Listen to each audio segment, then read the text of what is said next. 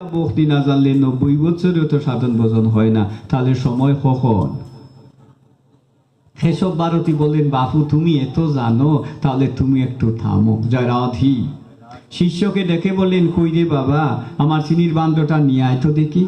আনা হলো চিনির ভাণ্ড। লক্ষ্য করবেন 508 বছর পূর্বে, 24 বছর বয়স, 29 মাঘ বুধবার, ভারতের খাটুয়া কাঞ্চননগর গ্রামে কেশব ভারতীর আশ্রমে সকাল প্রায় 11:30টার সময় কেশব ভারতী মহাপ্রভুকে বলেন, এদিকে আসো। ওই 3টা আঙ্গুল চিনির ভাণ্ডে প্রবেশ করালেন। যতটুকু চিনি সঞ্চিত থাকে, মহাপ্রভুকে বলেন, বাবা একটু হা করো, জিহ্বাটা বাইর করো তো দেখি, জিহ্বা বিনির্গত করো। জিহ্বার অগ্রবারে চিনি দানাগুলো বসিয়ে দিলেন। বললেন, বাবা আমি না বললে মুখও নাড়বে না, হরিবল, জিহ্বাও নাড়বে না, মুখও খুলবে না। আনুমানিক 15 মিনিট পরে বললেন, বাবু একটু ফুদাও তো দেখি। মহাপ্রভু যখন ফু দিলেন, তখন জিহ্বার অগ্রভাগ থেকে চিনির দানাগুলো অবিকল উড়ে গেল। 15 মিনিটে বদ্ধ মুখে এক কণা চিনিও গলে নাই। কেশব ভারতী স্তম্ভিত হয়ে বললেন, বুঝেছি রে বাবা, তোমার সন্ন্যাসের সময় হয়েছে। জয় রাধি। তখন মহাপ্রভু একটু মুচকি এসে বললেন, 15 মিনিট আগে বললেন সময় হয় নাই, 15 মিনিটের সময় হয়ে গেল, একটু বুঝিয়ে বলুন কি করি। কেশব ভারতী বললেন, বাবারে, বদ্ধ মুখে 15 মিনিট চিনি রাখলে যদি গলে না, বুঝতে হবে তিনি কামিনী অর্থাৎ নারী, কাঞ্চন অর্থ টাকা, দুয়ের মোহকে তিনি জয় করতে পেরেছেন। ফলিতে তিনি কেবলমাত্র সন্ন্যাসের অধিকারী। জয় রাধে। এখন আমি যদি বিনয়ের সহিত করজুড়ি বলি, 1 লাখের মধ্যে একজনের আমাকে দেখাতে পারবে জিহ্বার মধ্যে চিনি 15 মিনিট লাগলে বলবে না, তো আমি ব্রহ্মচারী, আমি সন্ন্যাসী, মামার বাড়ির আবদারের দরকারটা কি? এই জন্য মহাপ্রভু বলছেন, কলিযুগে সংসার ধর্ম বড় ধর্ম। তাই মহাপ্রভু কলিযুগে 5টি ধর্ম নিষেধ করেছিলেন।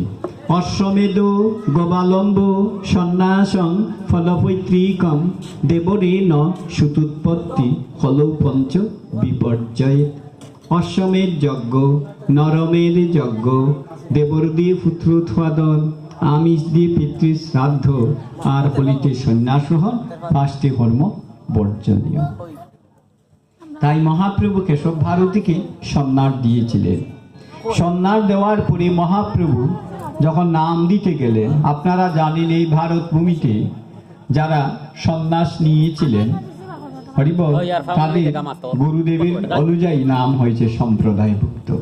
কারণ আপনারা জানেন জগৎগুরু শিবাবতার শঙ্করাচার্য, যিনি 788 খ্রিস্টাব্দে ভারতের কেরল রাজ্যে, পিতার নাম শিবগুরু, মায়ের নাম বিশিষ্টা দেবী, তাদের পুত্ররূপী ধরাধামে জন্মগ্রহণ করে কাশীর মণিকর্ণিকার ঘাটে গঙ্গা স্নান করে যোগী গৌরচারনাথের শিষ্য যোগী গোবিন্দনাথের নিকট দীক্ষা লাভ করে সমগ্র পৃথিবীতে সনাতন ধর্ম সমুন্নত করেছিলেন। তিনি ভারতের সন্ন্যাসী সম্প্রদায়কে 10 ভাগে ভাগ করেছিলেন। আপনারা যদি বিস্তারিত জানতে চান, স্বর্গীয় অক্ষয় কুমার দত্ত মহাশয়ের লিখিত ভারতবর্ষ উপাসক সম্প্রদায় 1ম এবং 2য় খণ্ড গ্রন্থটি আস্বাদন করবেন।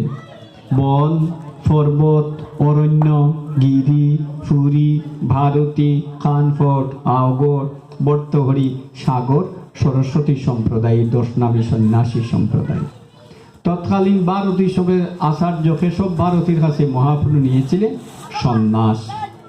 যখন কেশব ভারতী মহাপ্রভু নাম দিতে গেলেন, স্বয়ং জ্ঞান অধিষ্ঠাত্রী বাগ দেবী বিদ্যার দেবী সরস্বতী কেশব ভারতীর কণ্ঠে বসে নিষেধ করলেন, সাবধান, জগৎগুরু ভগবান হচ্ছেন নিমাই, তার কোনো সম্প্রদায়ভুক্ত টাইটেল হতে পারে না। তাই জ্ঞানের মাধ্যমে কেশব ভারতী মহাপ্রভু সন্ন্যাস নাম দিয়েছিলেন শ্রীকৃষ্ণ চৈতন্য শ্রীমন গৌরাঙ্গ মহাপ্রভু। মহাপ্রভুর বাল্য নাম ছিল নিমাই, কুষ্টির বিচারে নাম ছিল বিশ্বাম্বর মিশ্র, আর সন্ন্যাস নাম হল শ্রীকৃষ্ণ চৈতন্য শ্রীমন গৌরাঙ্গ মহাপ্রভু।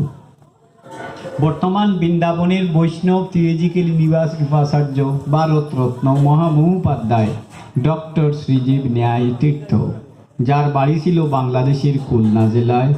তার বাবার নাম ছিল বিখ্যাত ভাগবত পাঠক হরিবল পঞ্চানন তর্করত্ন, যার ভাগবত পাঠ করে ডক্টর মহানামরত ব্রহ্মচারী দর্শনের ছাত্র হয়ে বৈষ্ণব জগতের বিশ্ববরেণ্য আচার্যপাদ হয়েছিলেন। তারই সুযোগ্য পুত্র ডক্টর শ্রীজীব ন্যায় তীর্থ 1919 ইংরেজি কুমিল্লা ভিক্টোরিয়া কলেজে স্বনামধন্য অধ্যক্ষ, 1905 ইংরেজিতে ক্যালকাটা ইউনিভার্সিটি থেকে সমগ্র ভারতের মধ্যে গণিত বিভাগে ফার্স্ট ক্লাস পাস।